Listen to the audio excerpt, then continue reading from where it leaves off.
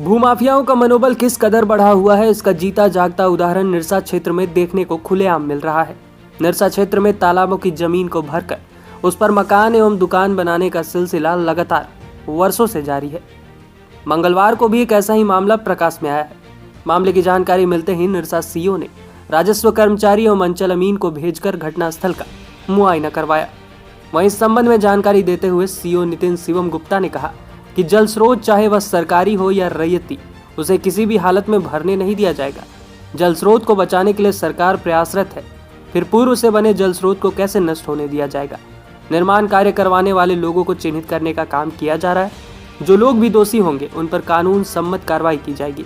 उन्होंने कहा कि अगर जल स्रोतों को भरकर उस पर मकान या दुकान बनाया गया है तो चाहे वह रैयती जमीन ही क्यों ना हो, उसका मोटेशन नहीं किया जाएगा। ये डायरेक्ट यहाँ से मोटेशन हो जाती है।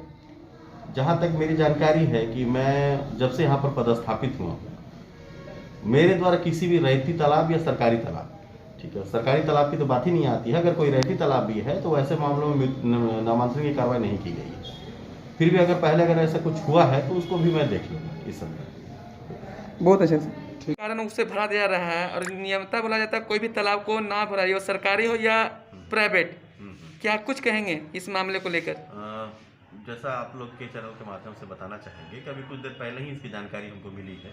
मैंने अपने अमीन और कर्मचारी को भेजा है वहाँ पर कि जाके तुरंत अविलंब देख के आए, और कोई भी सरकारी तालाब हो या निजी तालाब हो उसे भरना नहीं है, किसी भी स्थिति में भरना नहीं है, क्योंकि वाटर रिचार्ज का वो साधन होता है।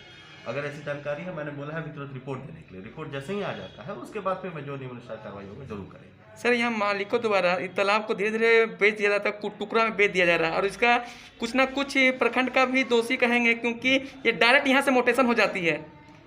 जहाँ तक मेरी जानकारी है कि मैं जब से यहाँ पर पदस्थापित हुआ, मेरे द्वारा किसी भी रैयती तालाब या सरकारी तालाब, ठीक है, सरकारी तालाब की तो बात ही नहीं आती है। अगर कोई रैयती तालाब भी है तो ऐसे मामलों में नामांतरण की कार्रवाई नहीं की गई है।